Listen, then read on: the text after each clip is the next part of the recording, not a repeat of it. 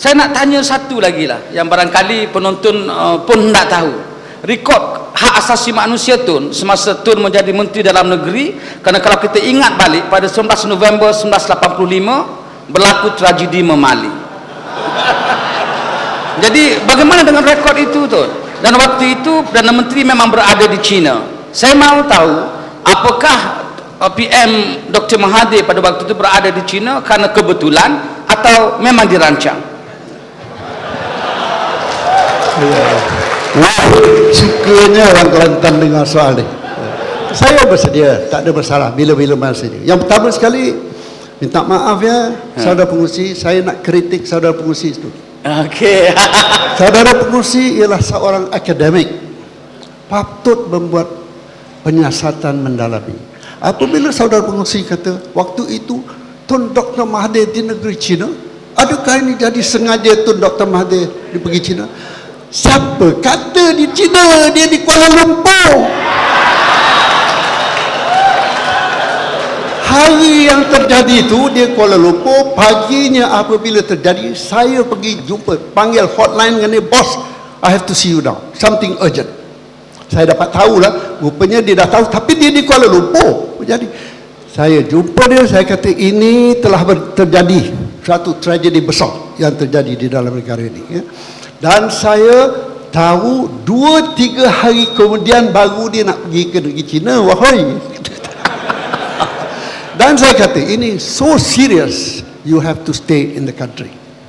Kerana yang pertama terlibat Melayu banyak mati, yang kedua di Kedah, yang ketiga jangan pergi negeri China. Oleh sebab dengan itu kita menunjukkan bagaimana Perdana Menteri mengambil berat soal ini, isu yang sangat penting, dan dia sendiri harus menanganinya. Itu 3 perkara yang saya ingat.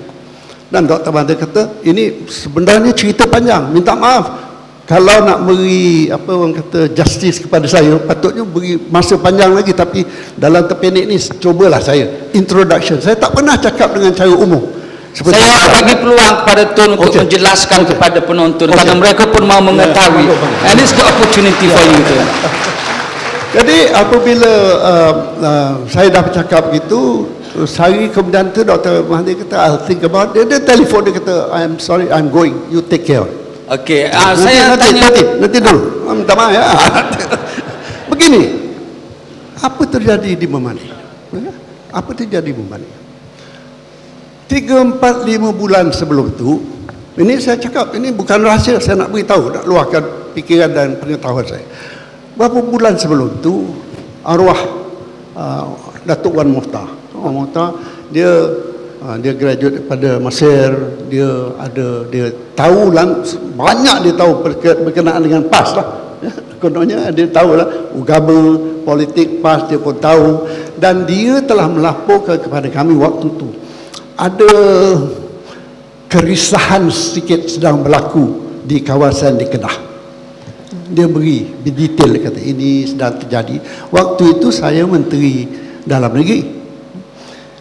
Wan Mokhtar yang tahu perkara ni, oleh sebab dia rapat dengan orang-orang dia lah, dan dia tahu apa kejadian. Oleh sebab itu terjadi, saya telah menyiasat, mendapati keresahan, saya panggil keresahan, restlessness, memang benar terjadi. Kita memberi laporan atas keadaannya, dan setelah saya puas hati bahawa potensi ya, pergaduhan berlaku wujud, perintah saya kepada orang polis senang saja, make sure that you look after security. Dari segi perundangan harus diawasi, keadaan harus diawasi, dan no violence is to be tolerated. Itu saya yang menyebutkan no violence. Beri arahan kepada pihak polis, OCPD Baling waktu itu, dalam rekod dia ada, dalam tulisan dia kata dia dapat arahan daripada menteri waktu itu, jangan dibenarkan apa-apa violence. Tetapi waktu itu tiba, cuba yang saya tahu, saya tak mau mengatakan, memberi helah mengatakan oh saya not guilty, saya akan beritahu kan. Bila orang Jawa kata alih-alih satu pagi IGP datang kata so something very serious is happening. Ya barulah cerita macam ni. Apabila orang mengkritik saya mengatakan seolah-olah si Musa ni sebagai menteri dia yang plan macam mana nak attack, hantar orang kat mana, pakai apa. Bukan saya nak menafikan apa, itu bukan kerja menteri. Konsep kerajaan kita bukan gitu. Kita beri arahan, dia menjalani. Dan saya tak mau juga mengalahkan polis ini sebab semua orang kita yang bermati-matian ini yang terjadi. Yang kepada saya yang pentingnya ini satu tragedi harus diberhentikan setelah semuanya terjadi. Barulah tiba kepada saya dan saya laporkan kepada kepada Perdana Menteri dan saya bawakan perkara ini di Parlimen. Bukan menjadi budaya UMNO atau barisan atau perikatan waktu nak bawa, tak mahu orang tahu tak sah, kita mesti suppress atau mesti rahsiakan. Saya panggil semua press, foreign press, kata give me one day please, baru saya nak dapat siasat betul-betul bawa dengan fact and figures. Dan alhamdulillah press setuju, satu hari dia embargo dulu.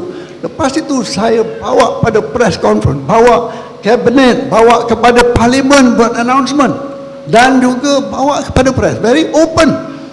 Dan boleh sesiapa nak menyalahkan siapa boleh, tapi saya nak beritahu sebagai menteri saya memang bertanggungjawab. Memang bertanggungjawab. Saya tak kata apa-apa. Kalau orang kata nak bawa court ke nak salahkan saya defend lah, tetapi saya akan terimanya. Tetapi sebaliknya juga lah, Perdana Menteri pun bertanggungjawab juga, ya. Kerajaan bertanggungjawab. Soal tanggungjawab di dalam kerajaan ini sukar benar nak diterima. The denial syndrome, apa sindrom penafian, begitu popular sekali. Misalnya minta maaf lah, MH370 ni yang mula-mula beberapa hari mula-mula dia dah janganlah nanti orang tahu, janganlah jadi Tun, tak apa, tidak satu pengamisan. MH370 ya. Saya berhenti setakat itu dulu. Terima kasih. Saya tanya sedikit lagi lah untuk penjelasan boleh. supaya Apa ini supaya kita clear the air. Yang pertama saya mahu tahu bila Tun lapor kepada PM tentang tragedi ini, apakah PM pada waktu itu berada di Kuala Lumpur lagi ataupun sudah di China? Itu yang pertama. Yang kedua, menarik kerana dibawa kereta kebal untuk ke rumah Allahyarham Ibrahim Libya ini. Adakah itu arahan daripada menteri ataupun tindakan polis? Itu yang kedua. Yang ketiga, adakah Tun kesal dengan kejadian ini? Bagus soalan. Yang pertama, Dr. Mahathir di Kuala Lumpur 2, 3, 4 hari selepas tu pun dia di Kuala Lumpur. Oh my God. Okay? Oh, no my God, yeah, your God, our God. Yang kedua dia pakai kereta kebal tu, saya kata I was not involved in operation. Saya tak duduk tu, berapa orang? Tidak, itu direct, IGP atau polis yang membuat. Saya tak bolehlah saya salahkan atau tak salahkan sebagai jawab tu. Yang ketiga ni, adakah saya kesal?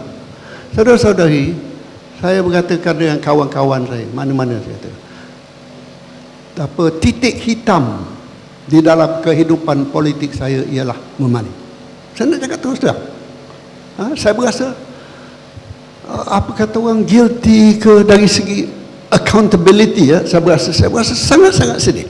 Takkanlah saya nak membuat sesuatu yang sebegitu rupa dengan zalim. Tidak, tapi terjadi dan di bawah siapa? Di bawah tanggungjawab menteri yang berkenaan. Inilah sistem kerajaan yang harus diterima, accountability. Kalau dalam negeri-negeri lain dia boleh berhenti ataupun dibuang, tapi culture waktu itu tidak wujud. Tapi saya berani menyatakan, ya, saya berasa sangat sedih. Saya kata bila saya berhenti, waktu saya lepas berhenti, waktu dengan Dr. Mahathir, saya pergi mana? Pergi Mekah.